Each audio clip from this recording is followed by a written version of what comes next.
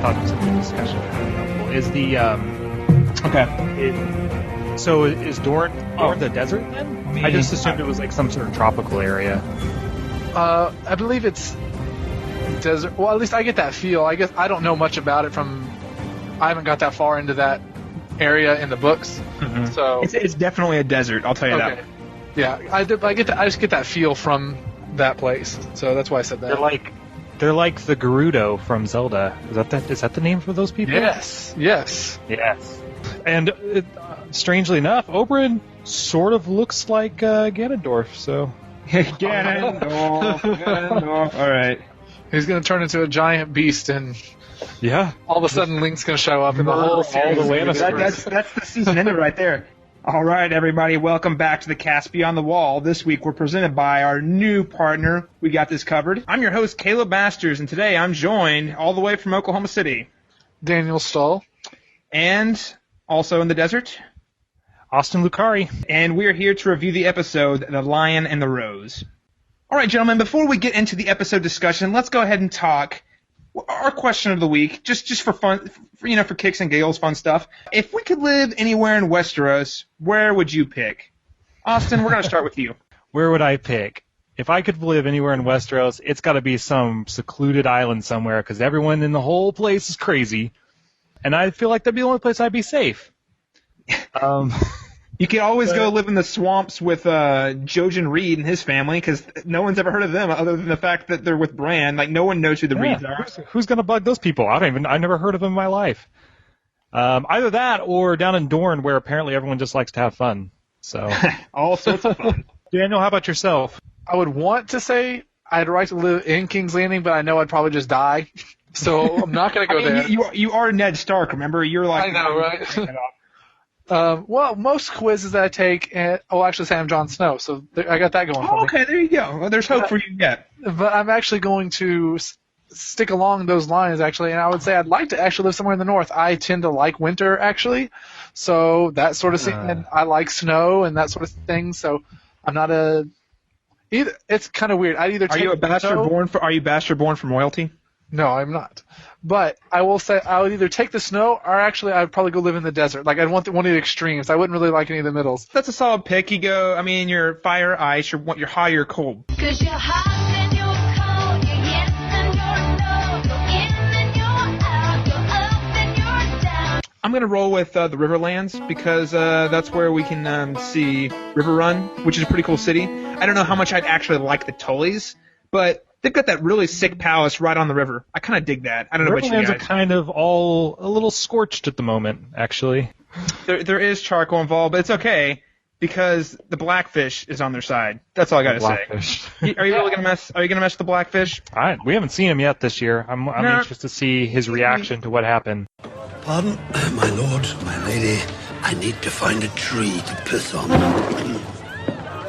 As we all know, there's a lot of great fan content out there for Game of Thrones, and we all like looking at fan content. And to start off, and this is kind of Austin's pet project here, but to kind of start off, I want to hand the mic over to Austin so he can tell us a little bit. There is a really cool Minecraft fan project in the works. Austin, could you go ahead and tell us a little about that? Yeah, sure. If you've ever thought to yourself, I love the show. It would be really fun to be able to just kind of like walk around these places and be able to see them. Well, if you have Minecraft, that is totally possible. There's a server out there who is, they're called Westeros Craft. They're trying to basically recreate all of Westeros to scale. The spaces in between the cities are a little bit scaled down, but the cities themselves are to full scale. They have everything from Dragonstone with like the intricate, like huge carved dragons. They have the Red Keep down to like the little cities that are never even in the show that they've just used like artwork and different things from. So if you do have Minecraft, you can go to the IP address is mc.westeroscraft.com. Go check them out. There's always about 15 to 20 people online working really hard, building everything. They're working on Lannisport right now, and just kind of enjoy the work that they've done. It's really, really neat to be able to walk around and kind of see from like a street perspective everything that you've seen on the show. So check that out. That's really awesome. That's really exciting, actually. I'm going to have to check that out. Yeah, it's really, really cool. That's exciting. Austin showed it to me, and I was like, this is kind of cool. I think people should really be checking this out. I am not a big Minecraft player, but I was really blown away when Austin showed me. I mean, these people have insane amounts of detail. Like, it's just ridiculous. For a game that only uses blocks, it's pretty impressive. I don't play Minecraft, but I've got to go on and play that. Fans out there, if you guys find any really cool fan content that you think we might want to share on the show, go ahead and send it to us on Facebook or Twitter, and we'll see about getting that up. All right, gentlemen. Well, that's exciting. We've got a lot of exciting things to talk about today. This was the week of the infamous triple wedding. Busy week on the show. Very busy week. For a show that only had four storylines this week. This is probably one of the busiest weeks we've had of the show so far. Mm-hmm. So, Definitely. Been waiting for this episode for a long time. As soon as they announced the titles, I was like, this is going to be it. The Lion and the Rose. This is the week Joffrey bites it.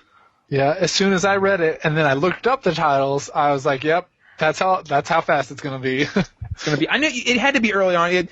Based on where it happens in the books, it has to happen really early in the season. I was thinking at the latest it may be episode 4, but episode 2, I'm cool. And we should probably go ahead and specify this episode was written by the man himself, George R.R. Martin, who is apparently a master wedding planner, as we've all seen. This guy is a legend. He loves his weddings. He does. I just feel like at some point in his childhood, he had a very, very dark experience with a wedding somewhere. Somebody forced him to be a ring bearer, and he didn't want to do it.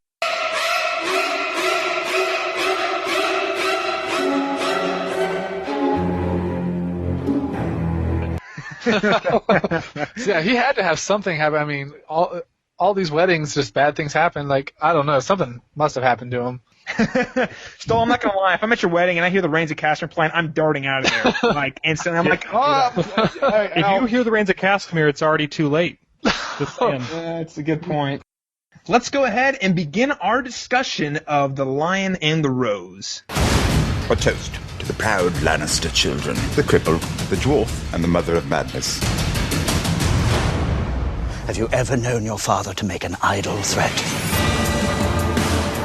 I know where we have to go. There's only one hell, the one we live in now. We have a new queen. I said, kneel! All right, guys, this was a great week. But before we get to the just desserts here, let's go ahead and start on the episode opens with people running through the woods, and we're like, ooh, who are these people? Oh, it looks like they're having a lot of fun, right? Cheers and laughter. Cool stuff, right? And then, guess what happens? It's Ramsay with his dogs chasing a random girl down, trying to kill her for fun. But I don't think it's just a random girl, either. I'm pretty sure the one with the bow was definitely one of the girls that aided Theon in becoming a eunuch. And I'm pretty sure the blonde was the other one. So it seems like there was a bit of a falling out between the Three Musketeers. Yes, I would actually I don't know, to say something about that. It seems like, we don't have a lot of information, but it seems like the entire thing is occurring because the one girl got jealous of the other girl. They're really giving us some Ramsay stuff here. They're building up a lot more so than in the books. He doesn't really have a role to play until book 4 or 5. He shows up early on, but you don't know it's him. Now this guy, though, they're fleshing this guy out, and honestly, I think he seriously makes Joffrey look like something out of a Disney movie. Oh, I just can't wait to be king. We're not there yet. He's evil, for sure. But more evil than Joffrey? I don't know. Joffrey shot a girl to death with a crossbow in his bedroom. Yes, that was a sick and twisted fantasy, absolutely. But he has dogs trained to hunt down a girl, and he runs through the woods hunting her down. Nothing I haven't seen in Hostel. For fun. I think that tops the Joffrey shooting the arrows at the girl. Not to mention that we saw him have a Torture-palooza with Theon last season. It's just nuts. I do think that I would make the argument that Ramsay is more evil than Joffrey, but not necessarily. It's because of the way that they are evil. Ramsay is very thought processed and there's motivation behind it. Where Joffrey is just mean to people for the sake of being mean to people, and it's just like a little boy, doing whatever. But Ramsay, though, it's a very, very thought out process, and it's just cruel and evil. Very. It's I like think for me, Joffrey. that's- It's like Joffrey just kind of does it and he doesn't know why he does the thing he does. He just feels like it. Whereas Ramsay knows full well what he's doing. Which is I would agree far with more, that. in my opinion, which in my opinion is far more evil than not knowing, because at least you don't. You're not aware that I would you- agree. And not to mention, the thing about Joffrey is he's just kind of like a bully on steroids with too much power.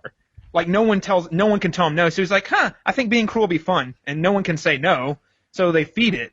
But see, Ramsay he's like, it's the difference between a bully in high school that has too much power and a straight up sociopath. Like, I mean, they're both pretty evil for different reasons. I think a better comparison for Ramsay, and this will bring us kind of into the next scene there in Dreadfort, is actually Theon. I think Theon is a better comparison when you're looking at motivations in particular. Theon did some pretty horrible things, specifically because he was already scorned by his dad and was trying to impress him in some way. And I think Ramsay's motivations are along the same lines. You kind of see a little bit between Roose and Ramsay how he says, you're not a Bolton, you're a Snow. I think Ramsay really, really is trying to impress his father the same way that Theon did, which makes it really interesting that they're together, I guess. Now, Ramsay, I do believe, is significantly more sadistic and evil, but I think the motivations are pretty similar. I don't think Theon, and I think if you go back and watch the season 2 episode where Theon, after he raises the burning boys above the castle, he does not like what he's doing. Even if he thinks it's necessary, you can tell. Like I remember when when he raises, like he's like, oh, and here they are, and he's like, no big deal. And he turns and sees them, and he just sees the look on his face totally change. He's like, oh crap, what did I think do? that's the and versus Ramsay, who clearly is enjoying. He's totally enjoying his dark, sadistic pleasures, and I don't care if he's trying to impress his dad or not. How is killing a random off in the woods with your dogs and your bow?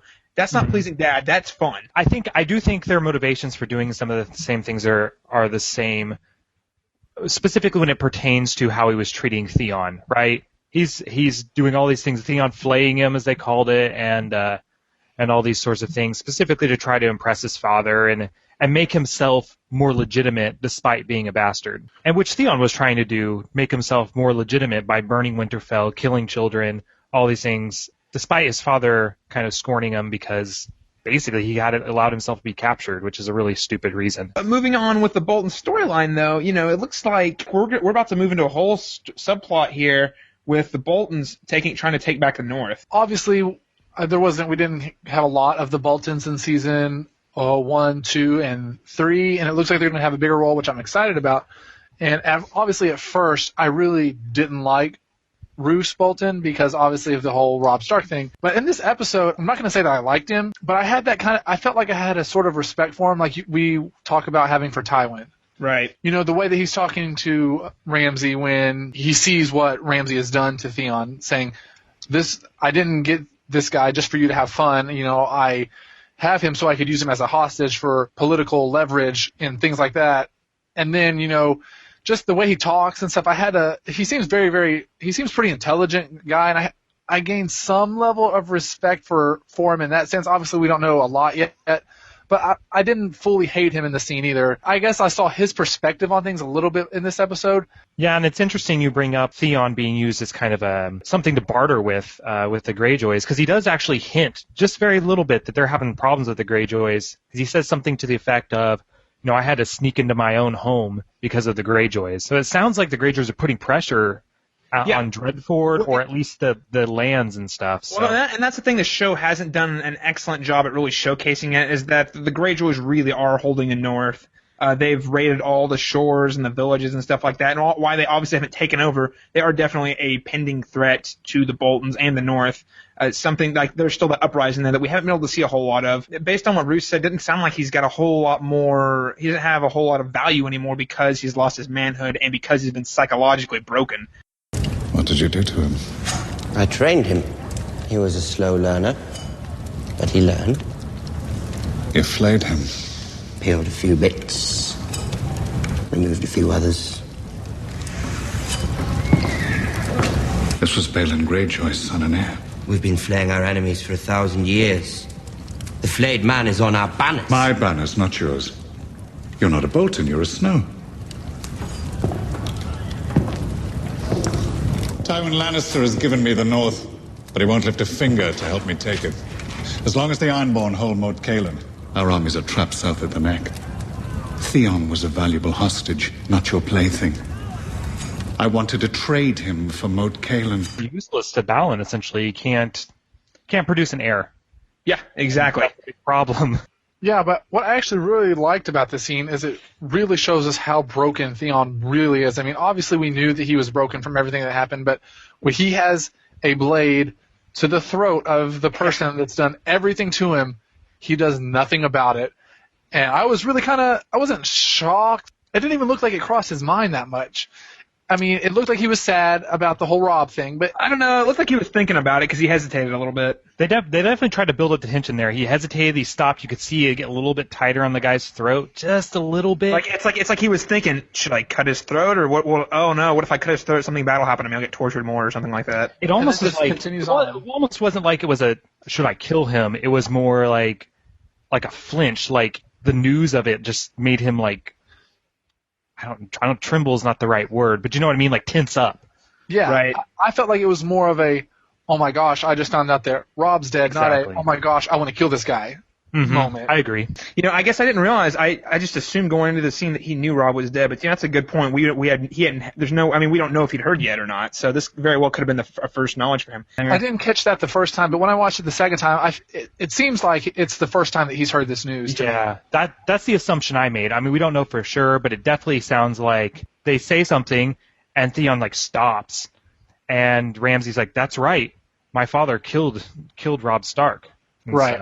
They're definitely channeling some 1984 Big Brother mentality here. Like this guy has been beaten to a pulp so much that he's almost been programmed and conditioned to not question Ramsay at all. You know what I mean? Like I really did get that vibe from 1984 with this guy. And he's so broken that his independent thought process is gone. Why keep him around?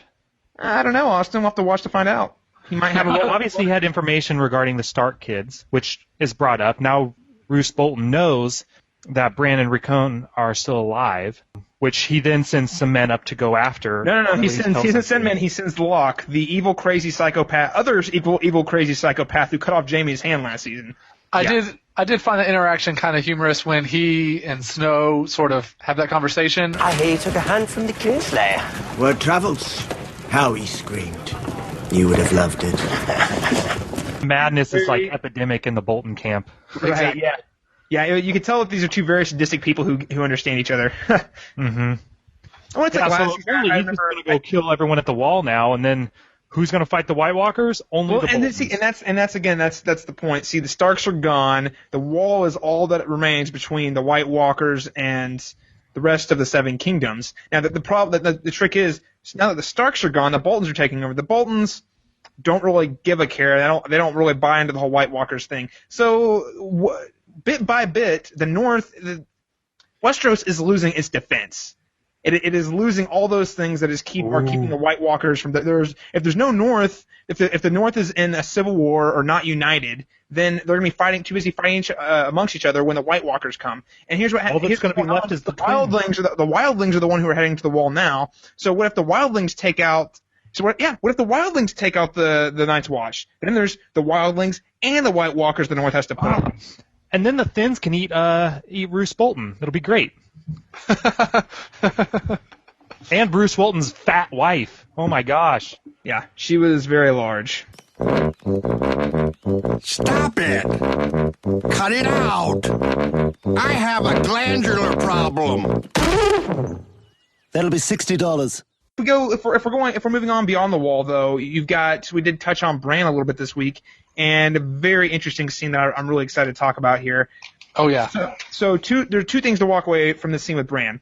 The first is we get a little bit more on the rules of the skin changers, right? So how does Bran? He doesn't. Not only can he see things in dreams, but he can also take over the wolf, which I believe is something Jojen cannot do. Now he takes over the wolf. We got some more of the rules on exactly how that works. So if Bran dies while he's in the wolf body, he will retain his self for only a set amount of time, and after that point, he just forgets and turns into a wolf. Yeah, that was really interesting to kind of see all those conversations where you know they're saying that he would forget being human and he would become a wolf, and obviously for Bran that's like Jojen points out, that's very, very enticing. Just he has no legs, he can't walk around, so be able to get into the body of a wolf and to be able to hunt things and jump around and move faster than you ever could before. I can see why Bran would like to be a wolf every now. You know what I mean? Would like to be in the wolf's body every now and then. Well, the other thing to walk away with in that scene was obviously the big dream sequence when he touched the tree or the vision. We got to see Ned and touch the weirwood. Yeah, Ned Stark. Sean Bean is Ned Stark making a brief appearance. The ghost of Ned Stark. The ghost of Ned Stark at the end of the show he's going to come riding on down on a chariot pulled by dragons, and he's going to be like, "What's up? You guys killed me. Now I'm going to let the White Walkers kill all of you." He's going to be holding his head like the Headless Horseman. It's exactly what it's going to look like, and it's going to be an epic finale. But yeah, we got to see Ned little bits. He was sharpening his sword. We saw him in the dungeon back in season 1 where he was talking to Varys. Briefly, you get glimpses of that. My two favorite images from this whole dream sequence were the Iron Throne being covered in snow, which was actually kind of a nod back to Daenerys' vision back in season 2. And then I also really dug the dragon flying over King's Landing, which when I saw the trailers, I was like, that's not going to happen this season. I know it's not going to happen this season. Now it makes perfect sense. So either the dragons that is either a flash back to a distant future or a flash forward. I always like Bran's visions because I always like the mind games that I get to play where trying to read them and figure them out. I enjoy doing that sort of thing. So I really enjoyed that scene. It was cool just to see Ned's face again. Just a little reminder. That was kind of cool. But yeah, I really liked, like you said, the scene where the throne is covered in snow and it's empty and no one's sitting on it. Yeah, nobody's there. Yeah, and like you said, Daenerys has this same vision. Or something when she's in the House of the Undying back in season 2. It was really cool. I don't understand how seeing all those things says to Bran that he knows where to go. I guess the voice says, yes. Can I remember? It says something, look for me. Well, he says, look for me beneath the tree. That's what the deep voice says. And yeah. So somehow this says to Bran, he knows exactly where he's supposed to go. I don't know what that is, but I always like these scenes because it forces me to think really hard about the images, because that means that the images are extremely important. I had assumed that everything was occurring in the past in those visions, but the one piece I think doesn't really fit very well with that idea is the kind of ice throne thing going on there. Oh, I think the throne is definitely the future. I think that is definitely the future. Especially with interesting enough, the commander at the wall in season 1, he says no one's going to care much who's the king when the White Walkers come. It's all coming down to that, I think. Everyone's going to squabble and kill each other, and then eventually they'll have nothing to kill anything else with. Right, yeah, no, it's exactly right. And that's what I was saying. With the North, these people are all at civil war, and they're still, even though the Lannisters have kind of now a dynasty really going on, they're still not prepared. They're still recovering from a war, and obviously they're not as safe as they thought they were. So, as all the squabbling goes, White Walkers are going to come down, and the White Walkers are going to take the throne. Winter is going to take the throne because no one's going to be there. And I thought that's still been a great point. I also really like. What I think Jojen or one of the reads say this.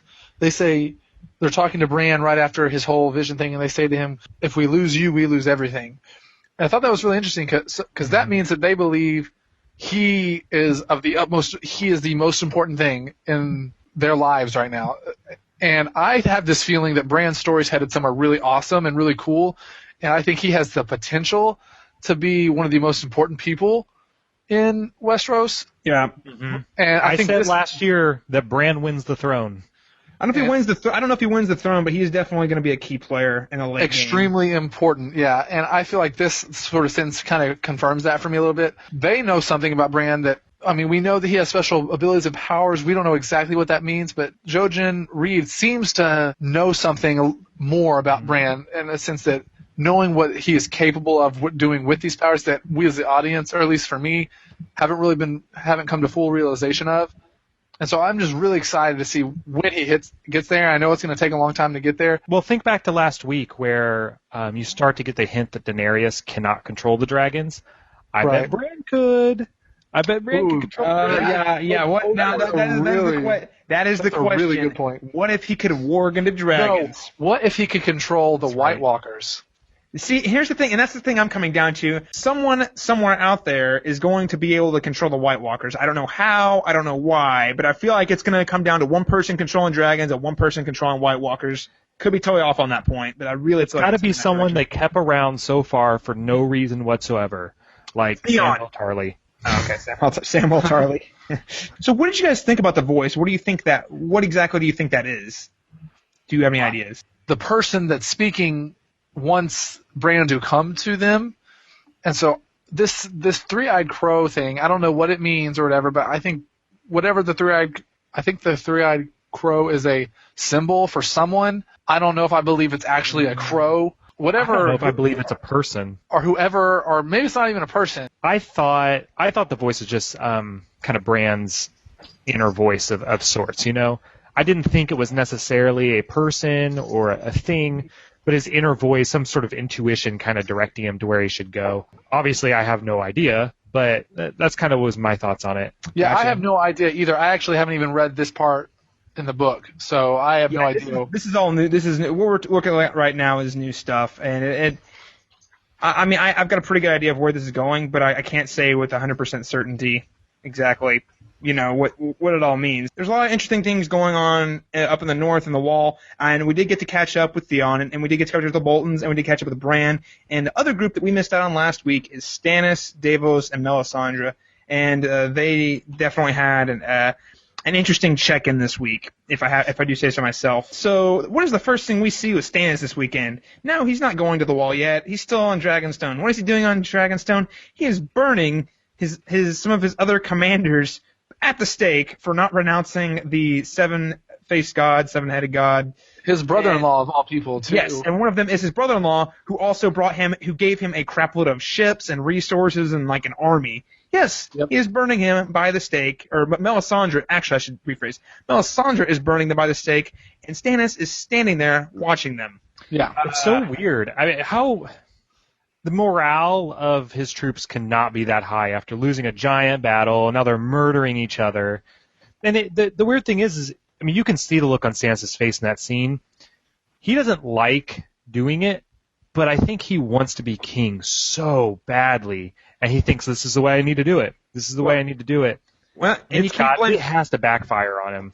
Well, he sees that what Melisandre has works, and I don't think he really believes in it, but he knows it. Like, he doesn't believe in the religion, but he knows it works. So since he knows it works, or thinks it works, he's willing to sacrifice people because he thinks that'll help his overall cause. Even though he doesn't believe in the religion, basically, the Lord of Light is means to an end.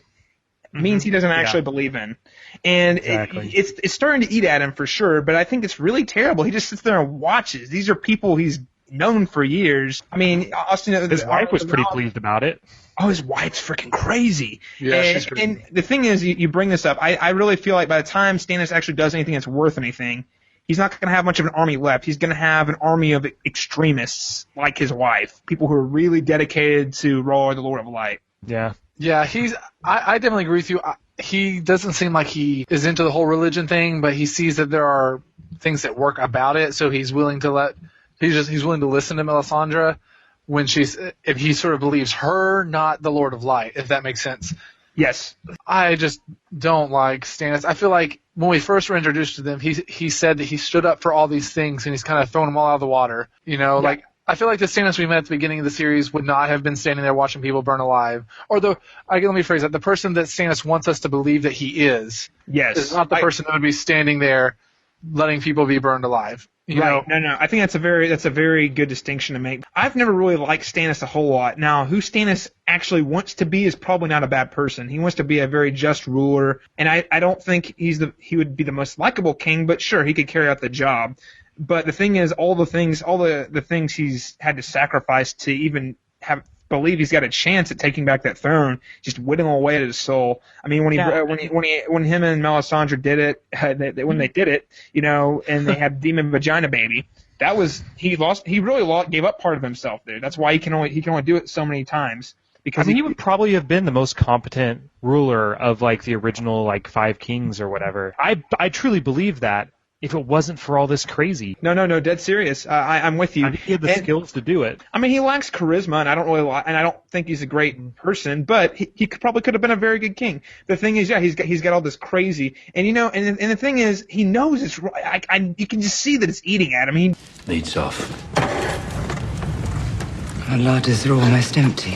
Serve fish then. We're on an island. You hate fish.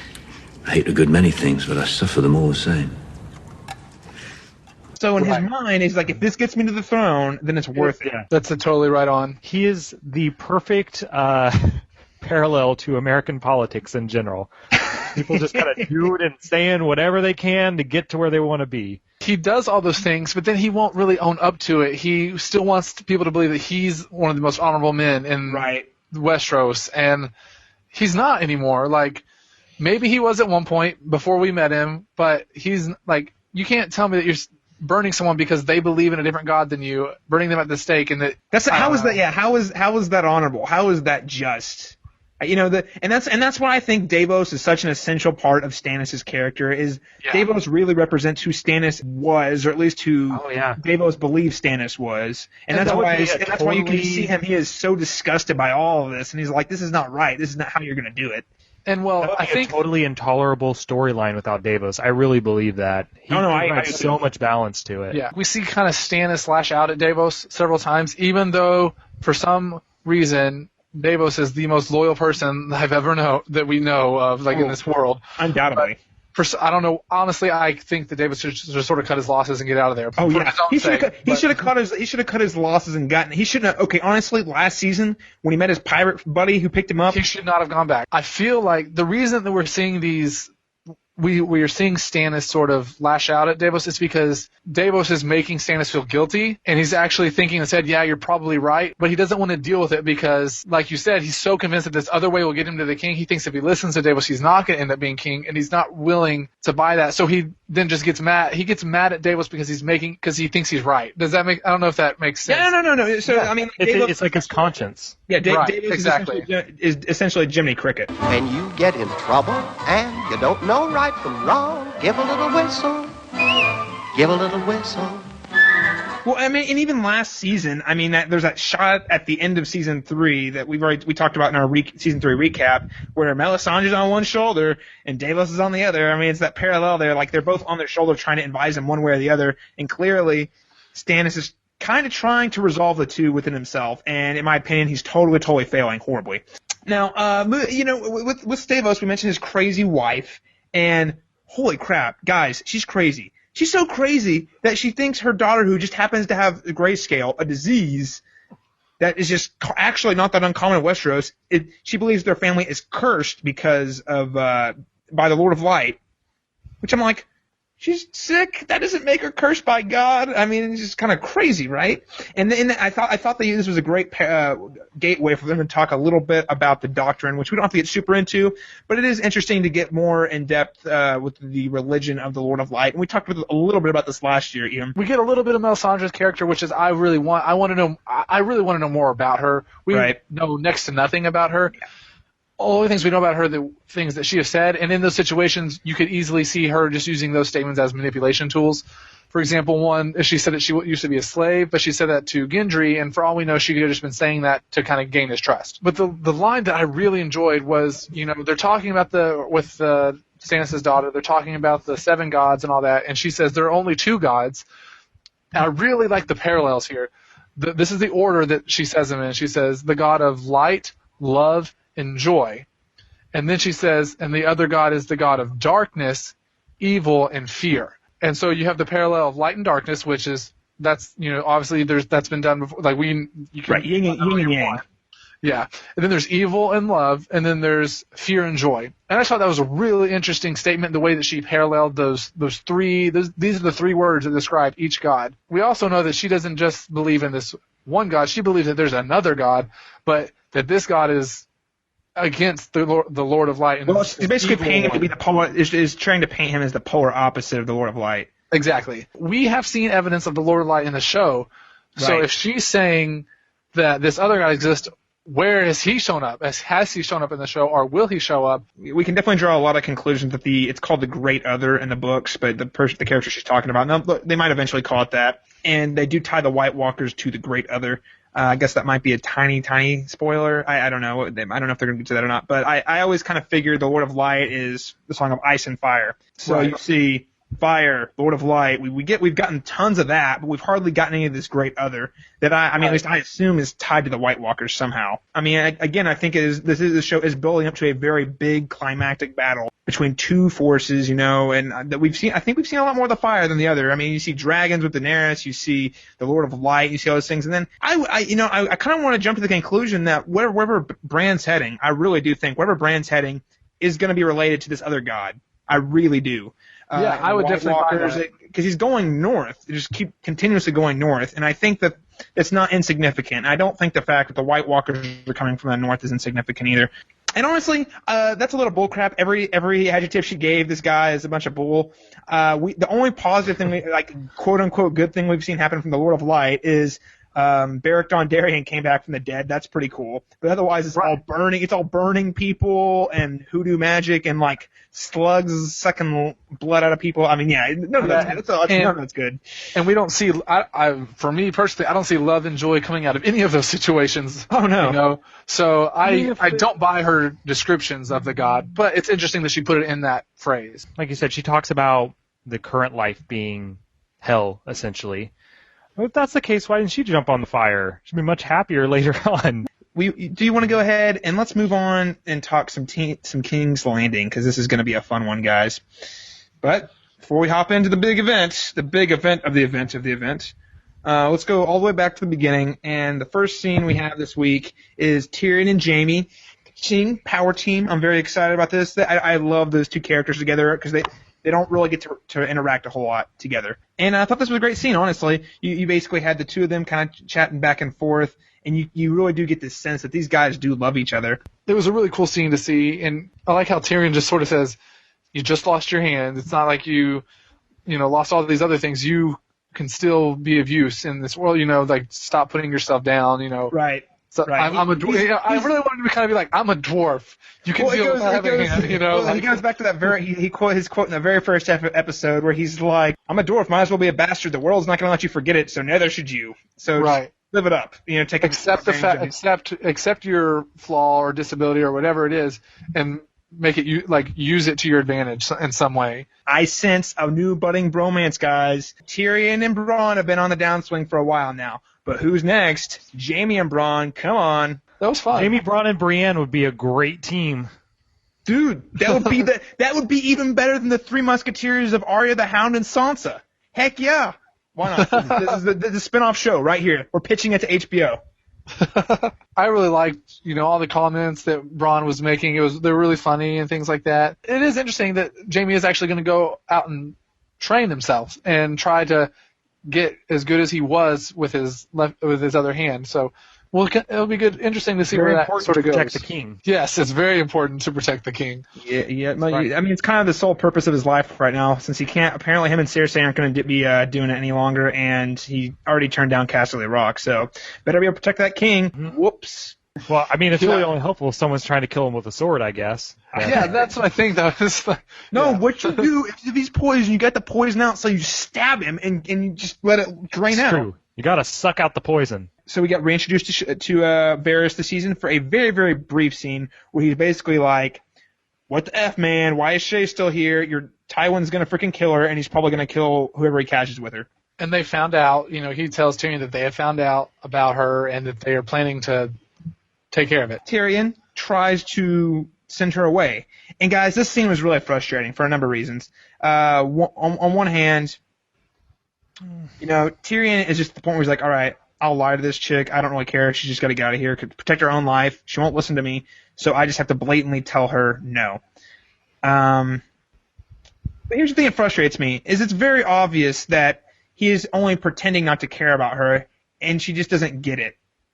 I don't know about you guys, that irritate the heck out of me. It's like, no. I mean, Shae, can you not tell that he really cares about you? He really does. He's not doing this. He's doing this because he loves you. And yes, I agree with you. But she's doing it because she really, really loves him. And how many people in Westeros feel that way about Tyrion.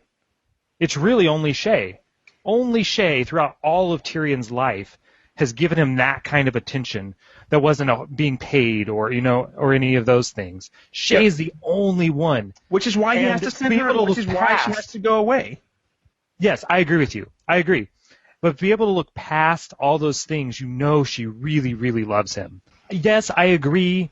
She probably should see that he's lying and that sort of thing, and I think she knows that. But the reason she ends up breaking down is not because she thinks that Tyrion doesn't love her. It's because she realizes it's over now. It really has to be over. I think that's the first point where she stops being in denial about it and really accepts, like, I have to go, and I don't want to go.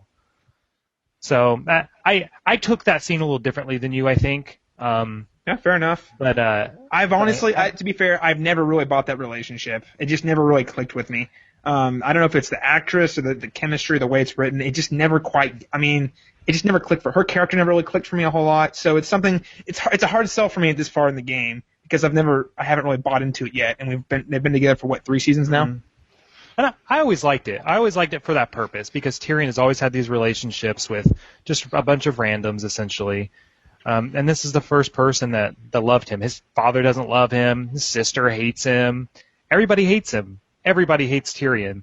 And Jaime doesn't. Who think Jaime does not. You're correct. It's interesting how they sort of played that whole situation out. It wasn't exactly how I thought it was going to go, but I don't know. I think I personally really get frustrated with Shay a lot. I really don't like Shay, but I will say I did buy their relationship to some extent. I believe that he loved her and she loved him. I think that he loved her. This is going to sound weird. I believe he loved her on a much deeper level than she loved him.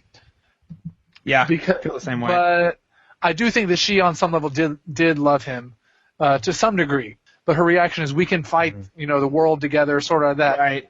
Yeah, and she is like that, and again, that's because she just doesn't quite have, and understandably, she's not in position. She's who's still relatively new to King's Landing.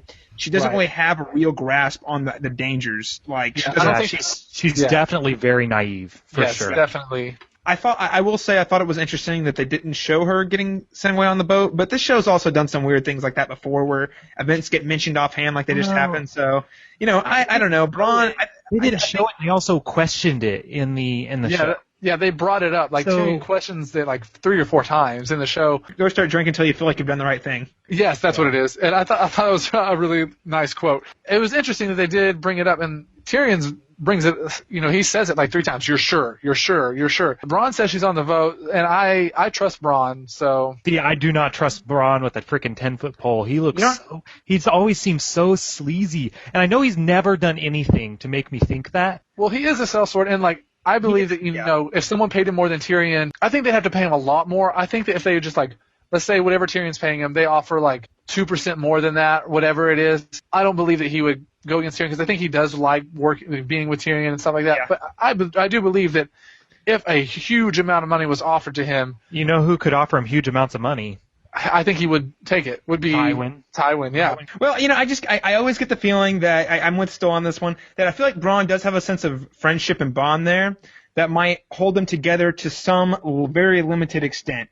I feel like if someone was going to offer him more to go against Tyrion, they would have to offer him a lot more. But I also think if someone like Tywin came in and doubled it, Bronn's gonna fold. Bronn will fold for money. Totally do it. You don't fight with honor. No. He did.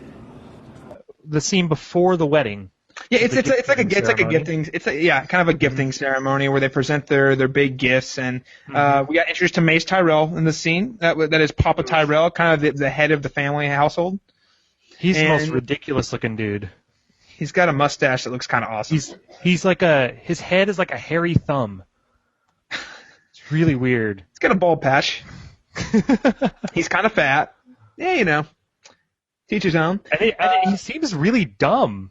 He seems really dumb. He probably is because listen. That family is secretly ran by the Tyrell women. I mean, when Olenna is your mom and your daughter's Marjorie, I'm saying whoever's in between women's probably a freaking genius. So just saying. The most hilarious part is when Elena, when Mace comes down while Elena's talking to Tywin, and she's just like, "Go away, get out of here. This is none of your business." Yeah.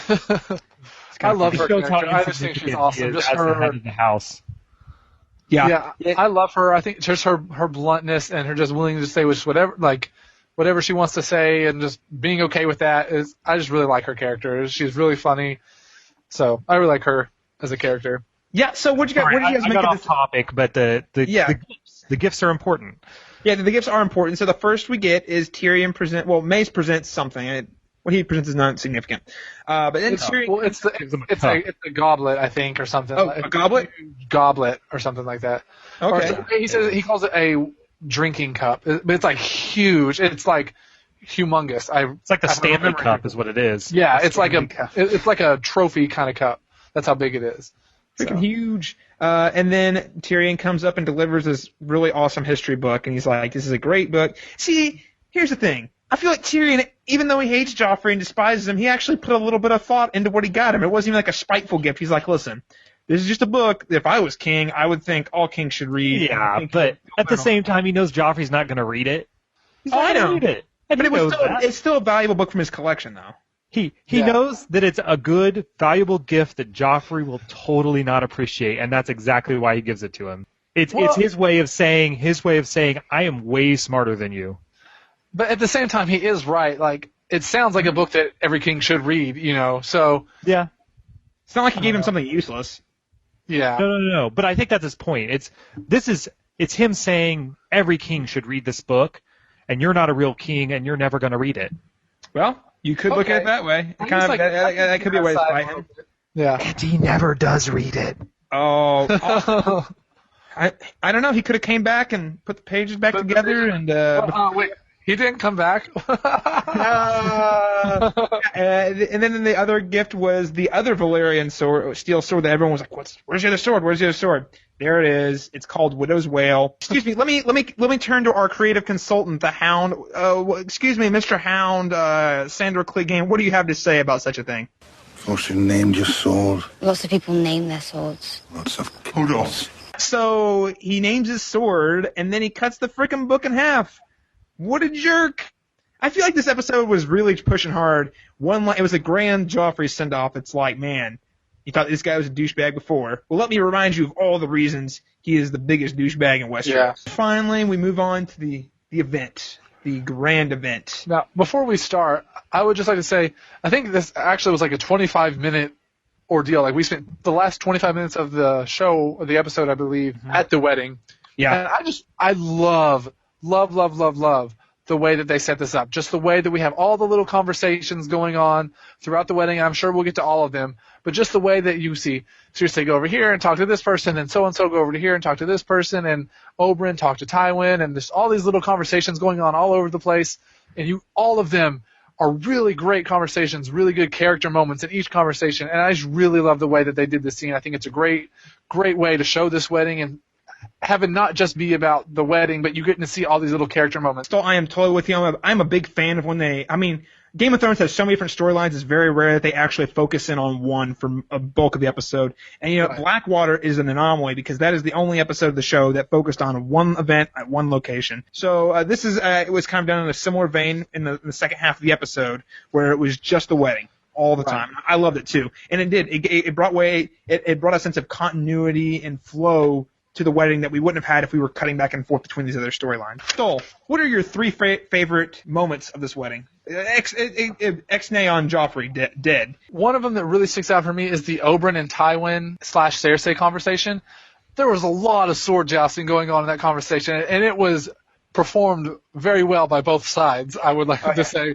Yeah, verbal jousting. They were like... jab with my words. It was kind of like pseudo passive aggressive threats. They're kind of like, well, back in Dorne, we don't like to go and rape and kill order people to go rape, kill people. It's a good thing Marcella's there because we would never do that to her. Lord Tywin. Prince Oberyn.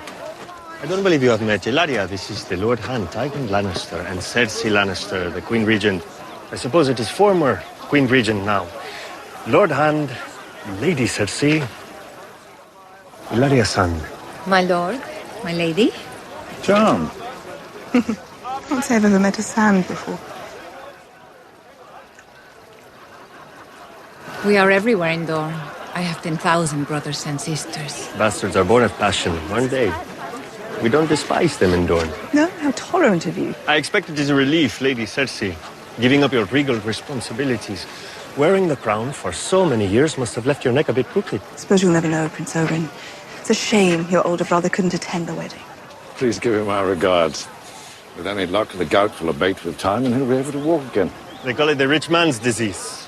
A wonder you don't have it. Noblemen in my part of the country don't enjoy the same lifestyle as our counterparts in Dorne. People everywhere have their differences. In some places, the highborn frown upon those of low birth. In other places, the rape and murder of women and children is considered distasteful. What a fortunate thing for you, former Queen Regent, that your daughter Myrcella has been sent to live in the latter sort of place. And for those of you who don't remember, Myrcella is the Lannister child that was sent off back in season 2 when Tyrion was king. They sent her back to Dorne as kind of a King's Hand. They sent her from King's Landing as an act of good faith to kind of strengthen political ties to the Martells and to protect Myrcella from the upcoming Battle of Blackwater. So and she's still there. That was probably one of my top moments. The other moment that was really cool was actually the dwarf play, the dwarf little skit that they did. Yeah, me too. The way that when I read it in the book, it's just so hilarious when it happens. I mean, come on, guys, dwarfs are funny. I mean, I hope I'm not evil for saying that, but it's kind of funny when they roll out there like that. Yeah. So when I'm reading it in the book, I remember like kind of laughing out loud, just the way that the scene was being described and stuff like that. So it was really funny. I didn't know if they were actually going to put it in the show because it was kind of a minor detail in the book. Correct me if I'm wrong, but there's not necessarily. It's not like It's not a play. It's not Joffrey setting it up like that. It is a dwarf riding. I feel like one of them's riding a pig and one of them's riding like a pony or something like that, and they're jousting. It's not and like everyone's laughing and enjoying it versus the show where it's like clearly distasteful. Yeah, it's not distasteful at all in the book. So it's really hilarious in the book. It's just this entertainment thing that kind of goes on. There's no like Joffrey like making all these statements within the play and stuff like that. So that's not happening in the book. So I really wanted to see it in the show, and the fact that they brought it in was really awesome. One of my favorite lines from the wedding, actually. So I'm gonna say this is one of my favorites was the Elena, yeah. When she goes up to Sansa and she's trying to comfort Sansa, which I thought was kind of cool. You know, I don't know why she. Sort of interesting that she likes to comfort Sansa, but I thought that was kind of cool. But the line that she says, "I'm gonna go eat some food that I paid for now," just like she's always so funny. She always cracks me up, and so that little moment was kind of cool too. She's always just hilarious. the wedding scene was so good that you said none of my three. Really? That's perfect, Austin. What are your three? Awesome. What are your three yours? I liked a few of the scenes. First and foremost, the Jamie Loras exchange. Yes, that was hilarious. Great. It was so good. Your sister looks very beautiful. As does yours. So, you looking forward to your wedding? Yes, very much. Our fathers are both rather keen on the prospect. They certainly are. Perhaps they should get married. If you were to marry Cersei, she'd murder you in your sleep. If you somehow managed to put a child in her first, she'd murder him too, long before he drew his first breath. Luckily for you, none of this will happen, because you'll never marry her. And neither will you. Oh, so good. Then Brienne shows up. She comes and she bows and kind of pays her respects.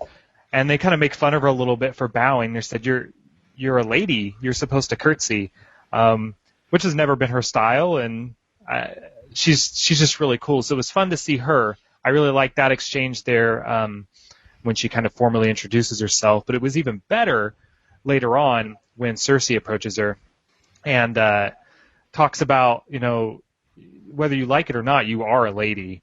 You have royal blood in you. You are who you are. And I think Cersei, just being her normal kind of self, she I think half jokingly says, "Oh, well, you love Jaime, don't you?" Like almost like you would on a schoolyard, "Oh, you love him," and the look on Brienne's face, like, how'd she find out? How'd she know? And then the look on Cersei's face, like, oh crap, you really do love him. And then they both look at Jaime, and Jaime's like, uh-oh, why are they talking to each other? It's Why are they looking at me? fantastic. It's fantastic. And that's just how good the wedding was, is that there was no overlap in between our scenes there. It was just really well done, really fantastic. Yeah, well, you guys definitely had all mine between the Brienne and definitely the Martell Lannister exchange. Also, just a few there's so minor things. This is what I love about the show, that you can just fall in love with the details, okay? One of them was when Loras looks over at Oberyn Martell and they give each other the wink. Not the, what's up wink, the, my place tonight wink. Yeah, that was like, hilarious. oh, snap. So apparently they've got a going thing.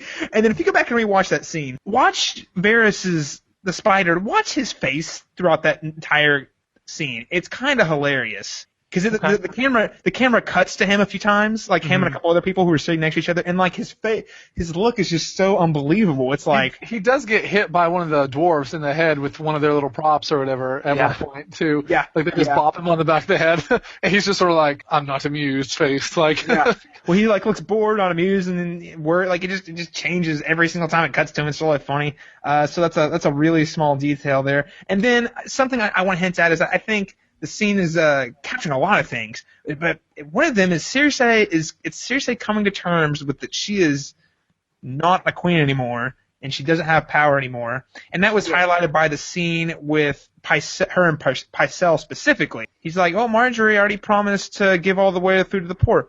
Well, I'm the queen, and I'm telling you to throw it to the dogs, or I'll throw you to the dogs." And it's like she's still trying to assert herself as this powerful figure when she really doesn't have any power anymore. She's not even the queen regent. She's just there. And you kind of the Martells hint at that, and her exchange with Brienne kind of hints at that. But it's kind of a scene where she is coming to terms with herself a little bit. Interestingly enough. And we didn't even touch on anything with Tyrion throughout all this. Well, no, that's really right. The focal point. Yeah, exactly, and I was getting there. My favorite, and then my last favorite moment was when Tyrion is the thing when Joffrey says, "Uncle, go and join them on the stage or whatever, go fight them." Oh yes, that line he says was so impeccable. Surely there are others out there who still dare to challenge my reign. Uncle, how about you? I'm sure they have a spare costume.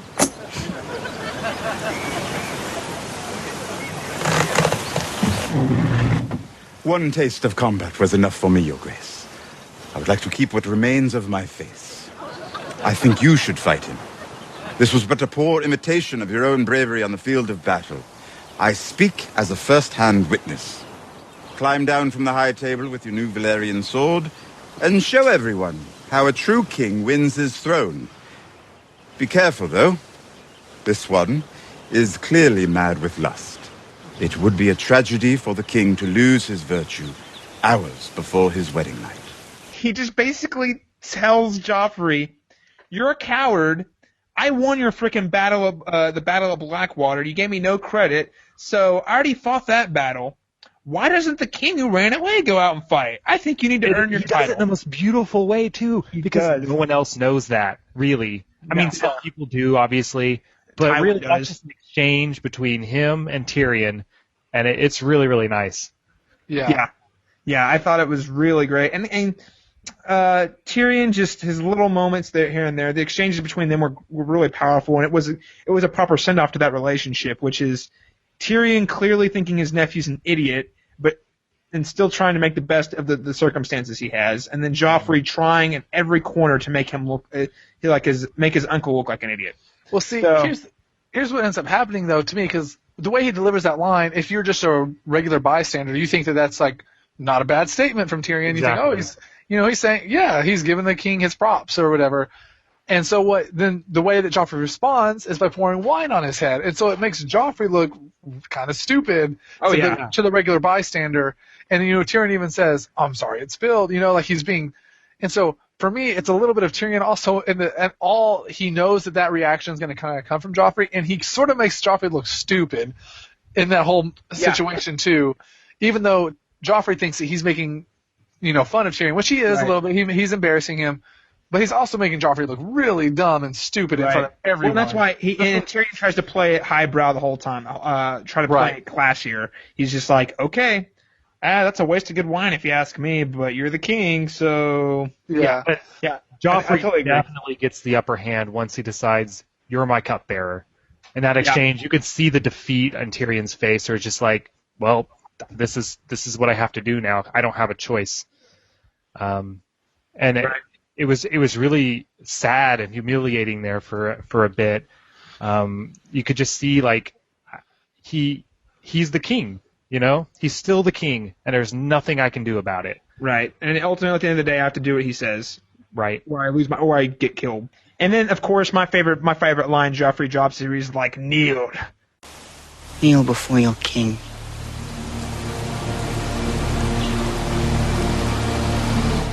Kneel.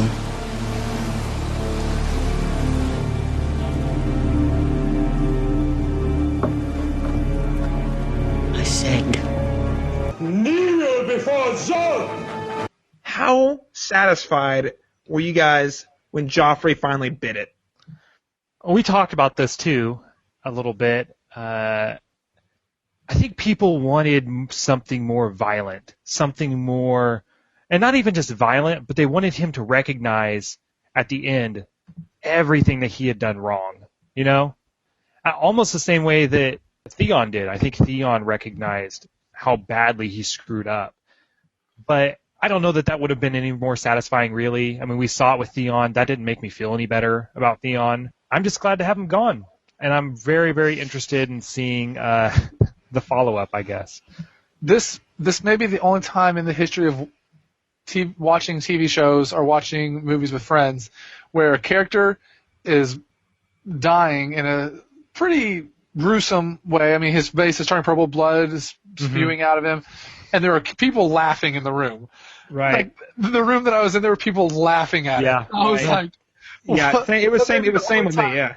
That may be the only time that's ever happened. People like, yes, like they're like just so happy to see this character die. And that's maybe the first time it's ever happened to me in a room, just where you're so excited, like that you're just laughing at this person who's like not having the most fun, like the most peaceful death. But how did you feel about it? You know, I will say this. I'm not fully satisfied because Joffrey did a lot of terrible things, but in the end, the things that like the Robb situation or all these big moments, Joffrey had nothing to do with. So it wasn't, I guess I should say it wasn't justice. Yes, I think that he deserved to die, but there's no justice for Robb in his death. There's no justice for Catelyn in his death. There's no justice for Ned in his death, because it's just like, kind of like Austin was saying, it's good that it's nice to see him gone, but that's all it is. There's no, like, I was satisfied to see his death on screen. That was kind of cool, because when I read it, I read that and I was like, oh my gosh, this just happened, and I just kind of rushed on. It was cool to see it, and I'm glad he's gone, but it wasn't like yes, I finally have justice for all these characters, It wasn't like Arya Stark runs up to him, stabs him in breaks both his kneecaps, looks at him and says, "You killed my father, you son of a..." Hold on. And then, stabs him through the throat. It wasn't like last week with Pavo where you're like, yes, she got that guy back. That guy got justice, because right before he died, he realized he was dead. It was another death in a series of senseless deaths, and it didn't really feel like it didn't feel like it come back around. He was just, to me, he was a flat character. He was very, very one-dimensional. Despite him being a vehicle for a lot of storylines, he wasn't really taking anything much further. Like, I think for, at least a half a season, it was just kind of dragging on with him. And a lot of stuff was happening around him, but with him, it was just dragging. Well, I think it got to the point where it's starting to hold back the story, and that's when George R. R. Martin decides to kill people off. When they're not adding anything to the story, it's time to get rid of them. Yeah, well, and there was a couple things Martin has to say about it, but before you mention that, I do want to say that I think Joffrey really did. He was more of a symbol than he was an active character, and I think that's the point. He represented everything that is wrong with Westeros. Yeah, there's not a good flame. He's sick and sadistic, and the fact that this guy can get on the throne in this world just goes to show you how flawed and scary the world is, and how no one can question, because if they do, they're going to get killed. And so obviously, you know, like Stull said, none of the things that we were upset about the death of Robb. I mean, I guess the death of Dead was definitely Joffrey's fault. That was an all Joffrey move. I don't think that he was ever really a truly active character. I mean, he set this all into motion, but I think outside of that, he really has just represented Westeros and the corruption that's going on there. Part of the not being fully satisfied in it is the fact that Joffrey doesn't have that realization moment where he realizes what he's done and he has to die with that as his final thought. He's just dying as a scared boy, right? You know, who thinks that he's perfectly fine. He doesn't actually feel like he did anything wrong. Exactly, and I would have to be fully satisfied. I would have liked to have seen that. Now, I'm not saying that George R. R. Martin should have written that in there. That's not what I'm saying. But for like a satisfied, you know, just to be satisfied, that would have been really cool to see. Honestly, my whole take on the Joffrey death was along the lines Stull had. Like, I remember when I was reading it, and I had this similar feeling when you're watching it too. It takes a second for you to realize he's actually dying. You're like, wait. I remember like reading it like, oh, he's choking. That's weird. What's going on? Oh wait, he's dying. Holy crap! He's like, this is it. He's dying, and then you're like, you're kind of happy, but then you're like, once it's done, you're like, wait. It's very surreal. I remember having the feeling reading it, like even the next couple of chapters, I was like, wait, that's how he died? Like that's how he went out? Like it was weird and bizarre feeling. And the other thing about it is, did you feel any sympathy at all? Because I remember, I do remember, there is the sense that I don't feel bad for Joffrey, but he's still a 13-year-old kid. And there's like this, even though he's not innocent whatsoever. He already lost his innocence. I remember when I was reading it. I felt like, yeah, take that. I mean, I remember the way Tyrion describes it in his mind. It wasn't. The way Tyrion describes it is he's like, oh crap, it's a 13-year-old kid. But it's like, go ahead. It's just relief. That's all. Just relief. It's over. It's gone. We can move on. Get on to a king that apparently really likes kitty cats. Yay. Yeah, it's just relief from me. That's all.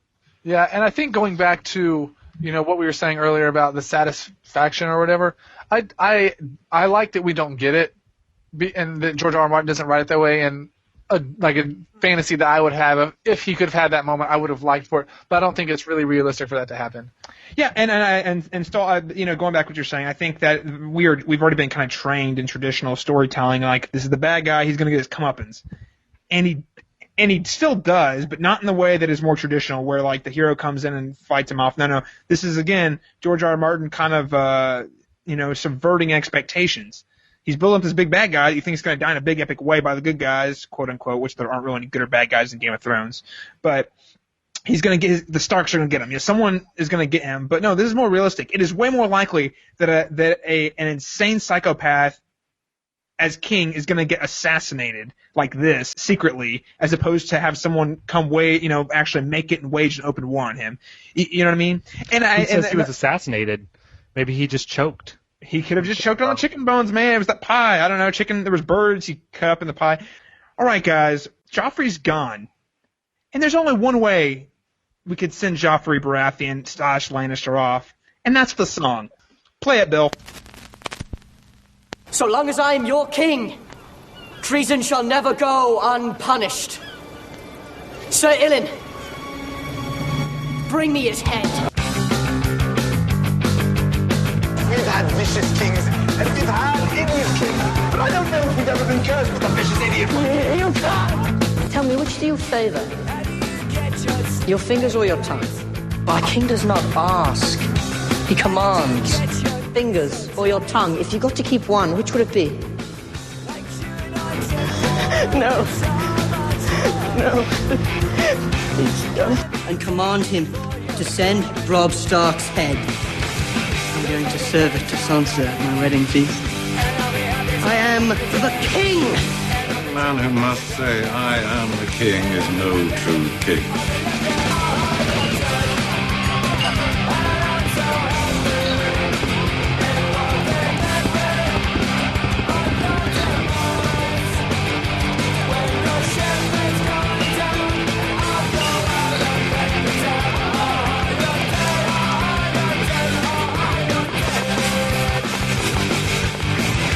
Oh, good. He's washing down.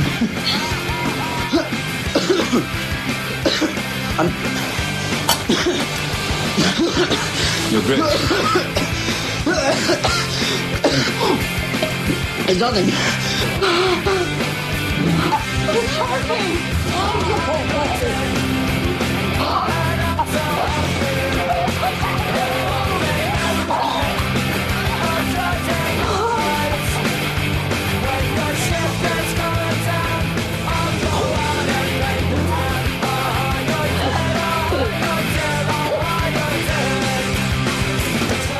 King is tired.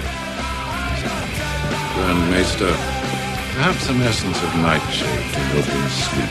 I'm not tired.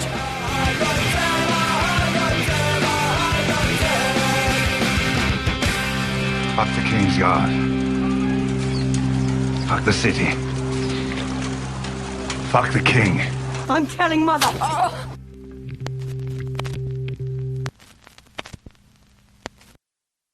This is the whodunit portion of the show. And luckily, we have Detective Lucari on the case. We are going to find out who killed Joffrey Baratheon. Was it?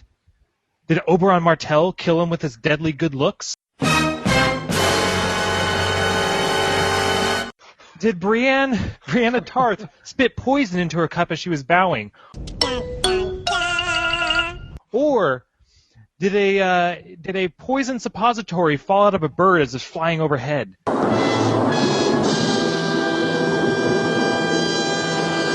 Detective Lucari is on the case. He has been investigating, hyper-analyzing every movement of this scene.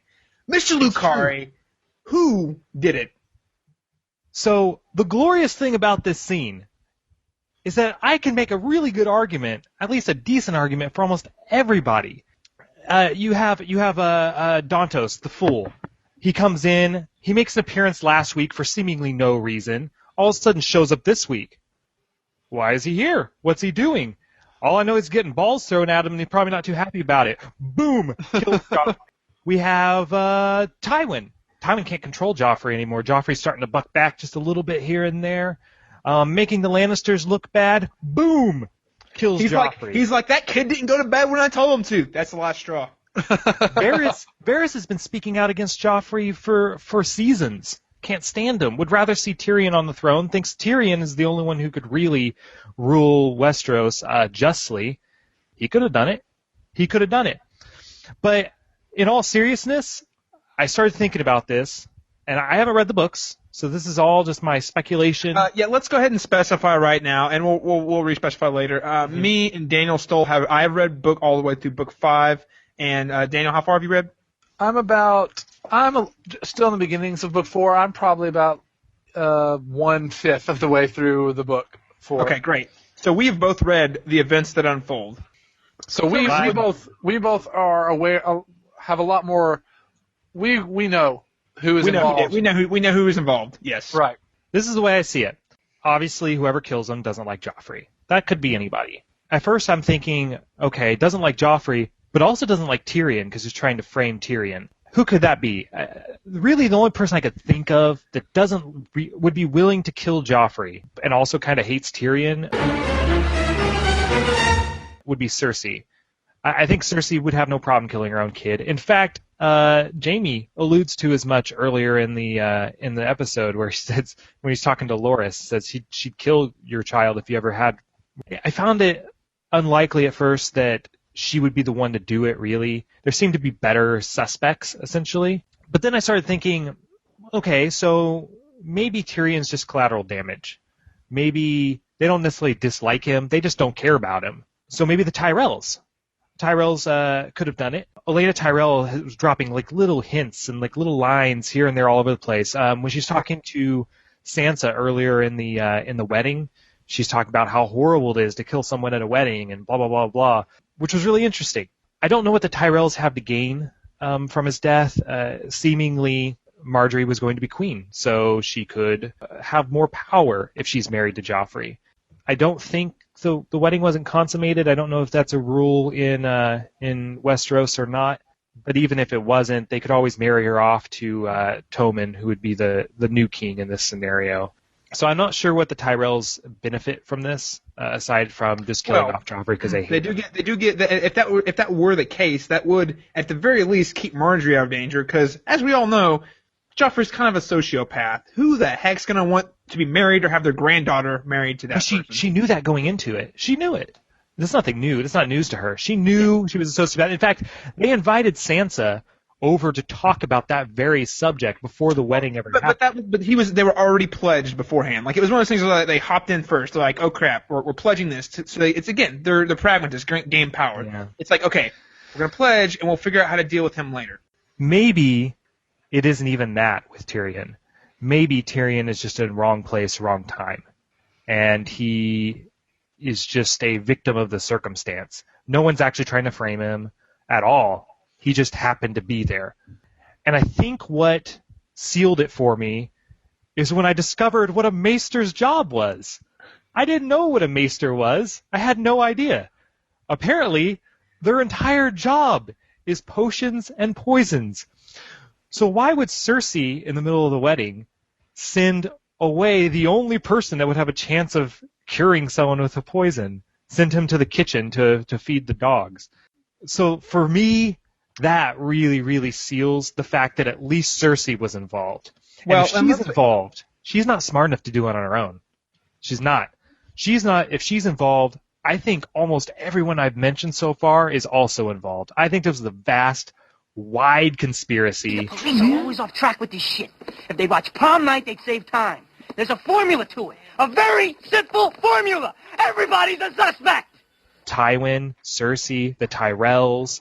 I don't know if Varys knew. I feel like if he knew, he'd have said something to Tyrion. Tyrion did not know.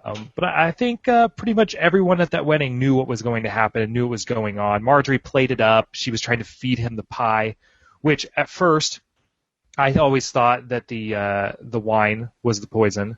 Then actually my wife actually brought up that it might have been the pie. He was drinking the wine the whole night. It didn't. I was watching the cup. I never saw anyone slip anyone. We did. When we watched the second time, me and him both hyper-analyzed the movement of the cup. We watched the cup very, very closely. I don't think it was the cup. Could have been the pie. And Marjorie was very, very happy to feed him the pie. She never took a bite herself. She just shoved it right into his face.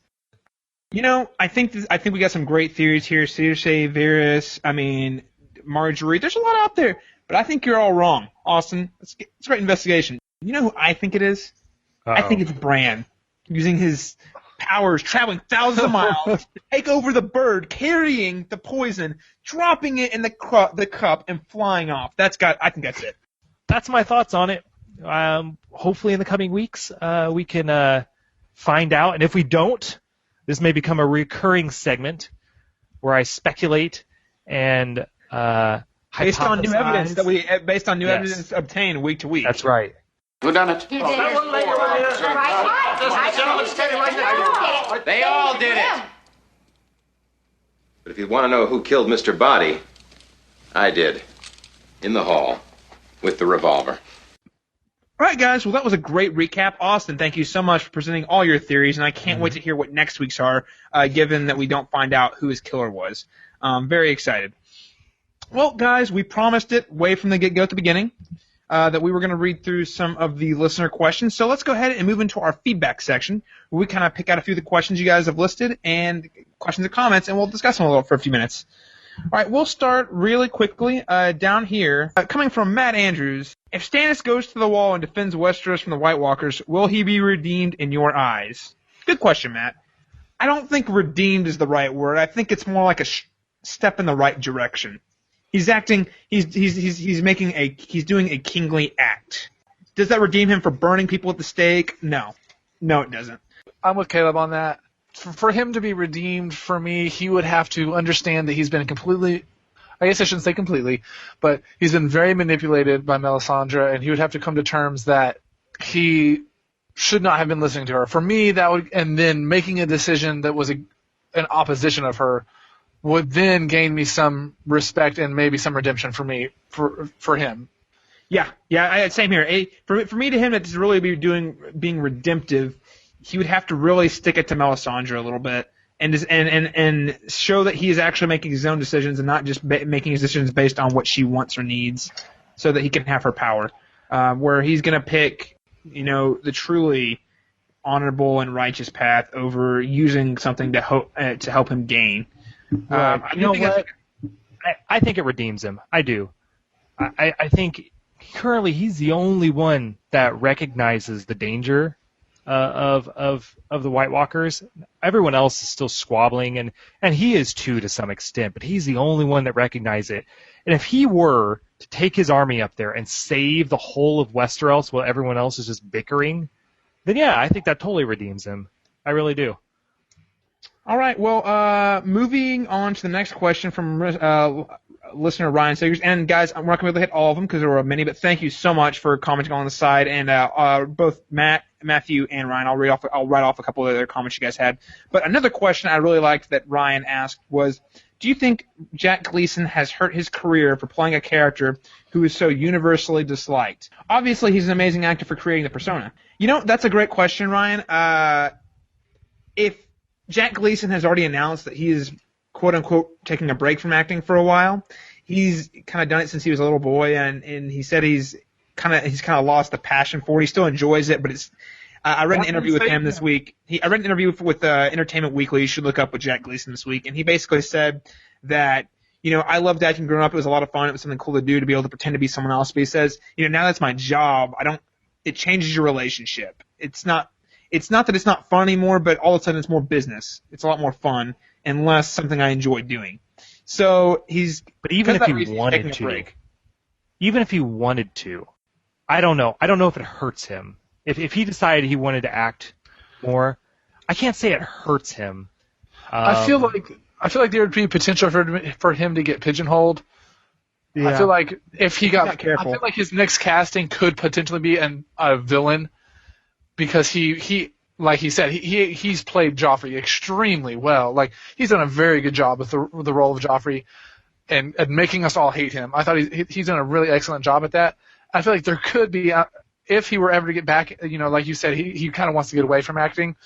But if he were to ever come back, I feel like there could be potential for someone to say he was so good at playing Joffrey, let's make him play someone evil. And I agree. Say he was going to continue acting, and I think at some point compared to if he never did the show, I guess. Yeah, I think at some point down the road he's going to come back too. But say he didn't. Say that was an issue. I think he would have. It would depend. Honestly, it would depend a lot more on what his next role is than it was this role. If he decides to stick with the villain character, then yeah, he could very easily get pigeonholed, and you could see that he would become more of a character actor, in which, yeah, he plays one type of character. I don't think it damages his career. Like Austin said, it's getting exposure out there. We'll go ahead and grab another quick question. One from Cheryl Hugel. That is one of my friends I made at the Phoenix Film Festival last week. And she asked if we'd read the books, and to go ahead and circle back to what we mentioned earlier, I have read all 5 of the books that are published. Austin, how many have you read? I haven't read any. I don't want to. I like enjoying the show for the show. I may go back and read them for like the extra input eventually. But as it stands, I like being surprised every week. I think that adds to the fun for myself anyway. How about you, Daniel? For me, I watched the first 3 seasons without reading the books, and then after season 3, I started reading. Actually, I started reading book 1 about the time season 3 was starting.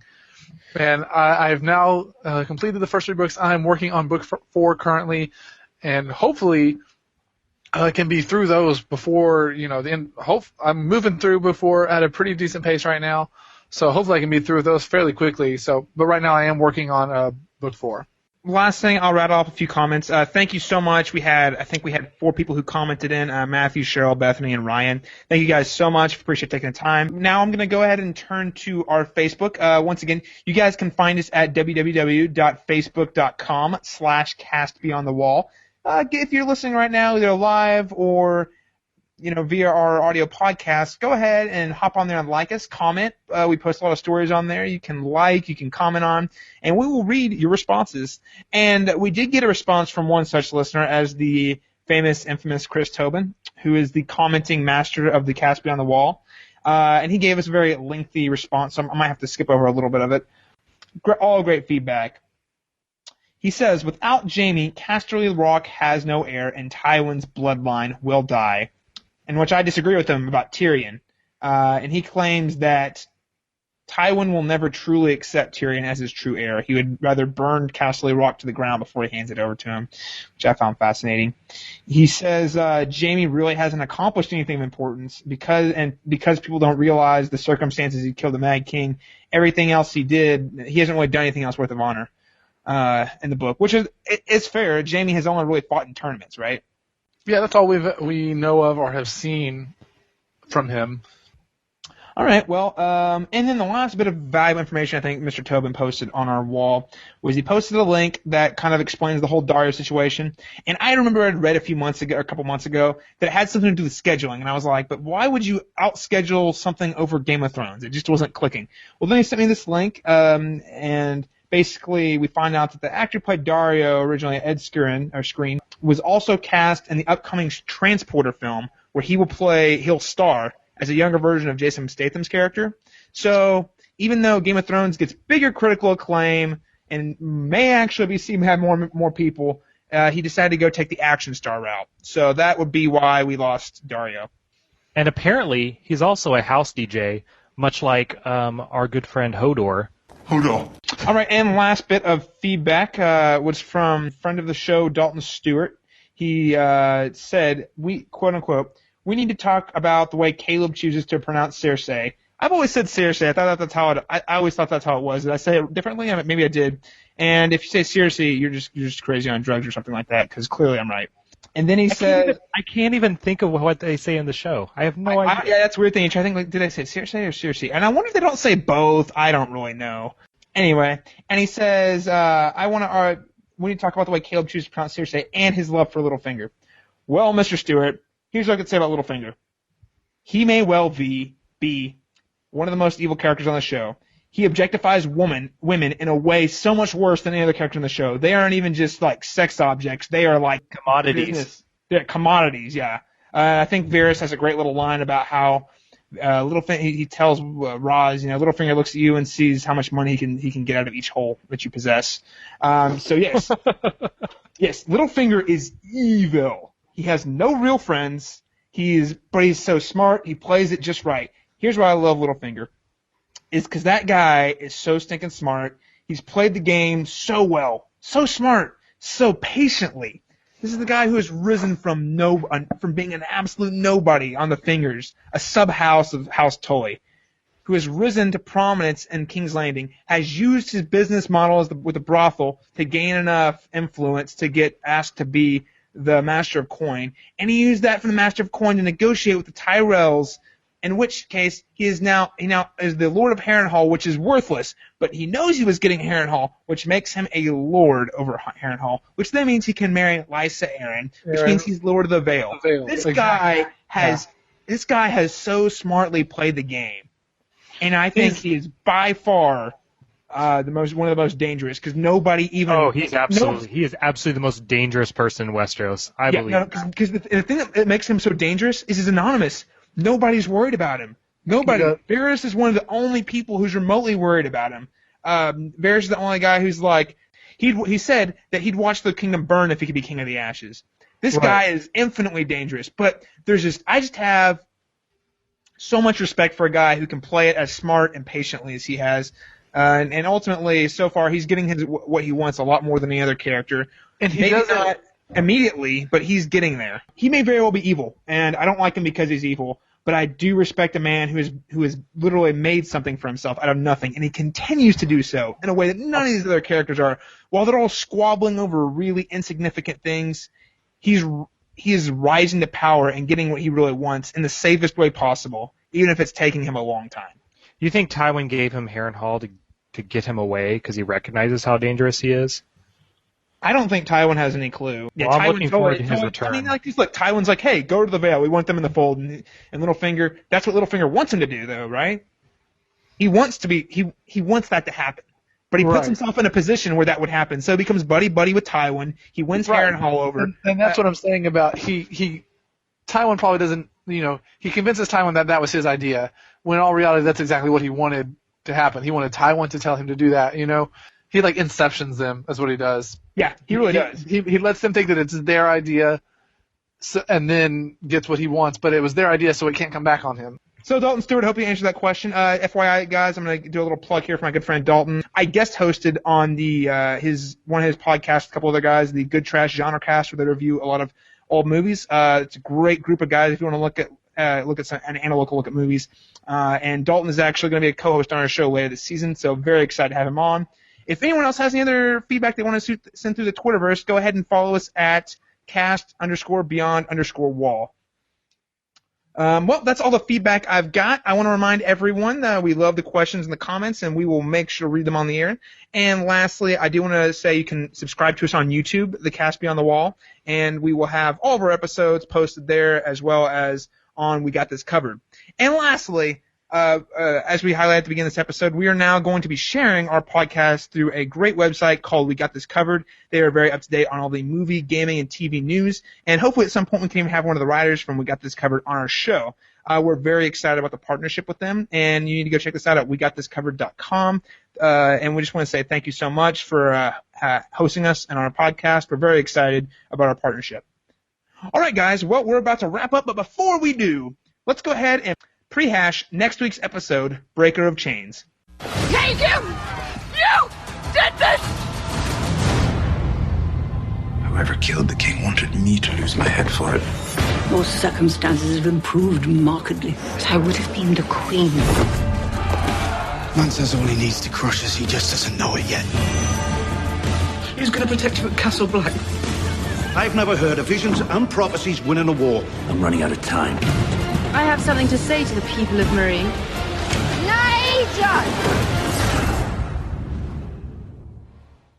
So, in next week's episode, we read, in the frenzied aftermath of the royal wedding, Tyrion gets a visit from a loyal subject, but wonders if anyone in his family will help him out of his current predicament. Meanwhile, Tywin offers to work for the common good with a presumed enemy. Sam takes stock of the personnel at Castle Black.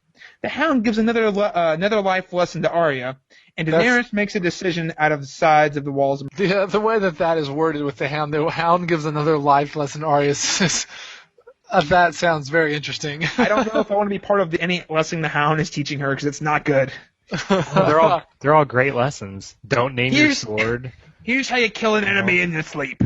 Here's how you kill an enemy when they're standing. Here's how you kill an enemy who's on the crapper. I love the Hound. I used to hate him. Yeah, I love him. Now he's just like one of the very, very best characters in the show. It's great. I love it. Yeah. Well, guys, what do you think we're going to see next week? I think we're going to see Sam Tarly be really lame again. As always, every time he's on the screen. You really hate Sam, don't you? Oh, I can't wait till he dies. The Thins are going to eat him. They're going to love it. I think we'll see how this whole Tyrion being accused thing will definitely come into play. We'll get to see sort of how people are going to react if people believe that Tyrion did it, or if people don't believe that Tyrion did it, and what happens to him because of that, because of Cersei's claim. And I think that'll be really fun to see. Yeah, I'm with you. I'm very excited to see how what happens with the Tyrion storyline, see that unfold, and see who is his loyal subject. I'm guessing that's probably Bran, but who knows? Very excited to see that. And we'll see if Daenerys' storyline actually goes somewhere for once. I would love to see that happen. I don't know about you guys. It's kind of so far. All right, everyone. Thank you so much for joining us this week on the Cast Beyond the Wall. Join us next week when we review Breaker of Chains. And until next time. Whether it's been 18 years since you read Game of Thrones, or just 3 seasons he's been chilling your bones, only one character deserves your undivided hate, and now at long last he has met his fate. His wedding began and then his life stopped abrupt, for someone had the courage to put something in his cup. He dropped to the floor and clutched at his throat. It's the best damn death that Martin ever wrote. So everyone raise a glass. Now this is a wedding we can celebrate. We're rid of that pain in the ass. There's no worse person that I love to hate. No longer to wear the crown. Give us Daenerys or Stannis instead. The world will sing out loud. At long last, King Joffrey is dead. His Bullshit started early, Doom and Micah and Lady. Even King Robert knew truly that little Joffrey was shady. He could have given mercy instead of killing off Ned. That was Cheers to Joffrey by Area of Defects. We'll post the full link so you guys can check that out, but that was just a few of our fellow listeners cheering the death of Joffrey.